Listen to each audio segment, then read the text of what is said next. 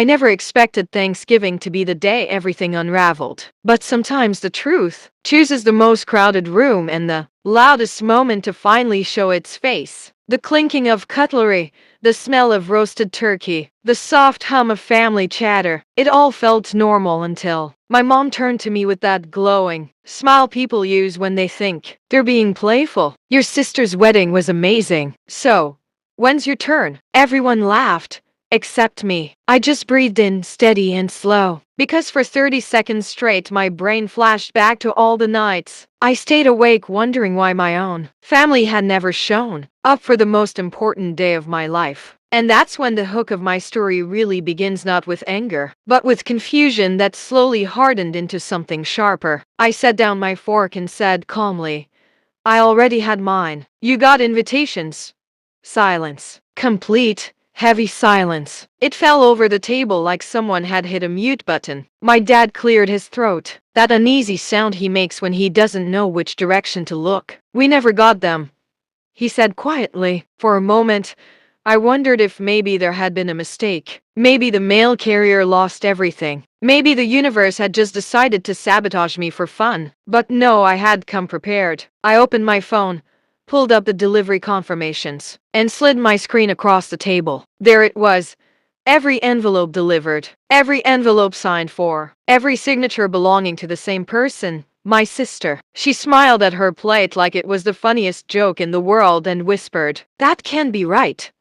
But she wouldn't look at me, and in that moment, I finally understood exactly who had made sure my wedding day was the quietest day of my life. The blood in my ears was pounding so loud I almost missed the way Mom whispered, Sweetheart, why would you sign for your siblings' invitations? My sister's fork froze midair. She shrugged, acting like it was barely worth answering. I don't remember doing that, but her face said otherwise. She was nervous, the kind of nervous that twists truth into knots. I leaned forward, not angry, just steady. You signed for all of them.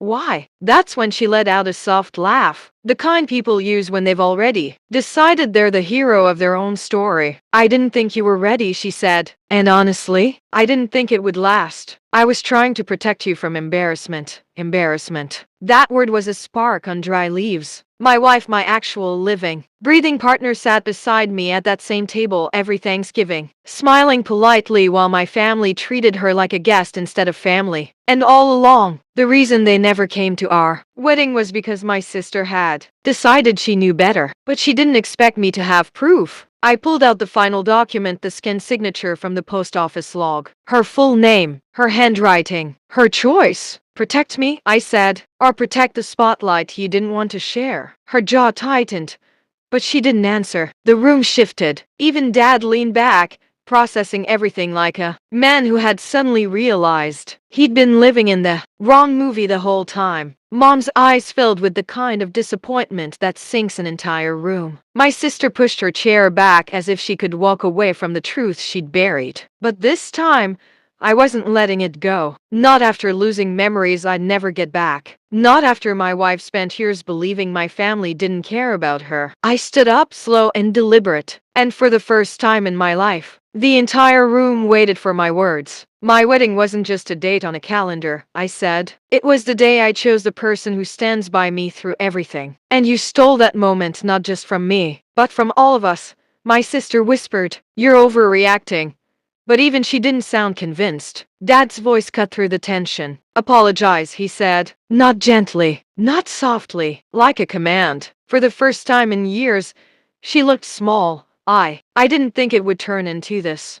It already did, I replied. You made a choice. Now I'm making mine. And that was the moment the revenge didn't come from shouting or anger. It came from clarity. Calm, sharp clarity. From now on, if you want to be part of my life or my wife's, you're in that place. You don't control it. The room held its breath. My sister swallowed, and for the first time, said the words that should have been spoken years ago. I'm sorry.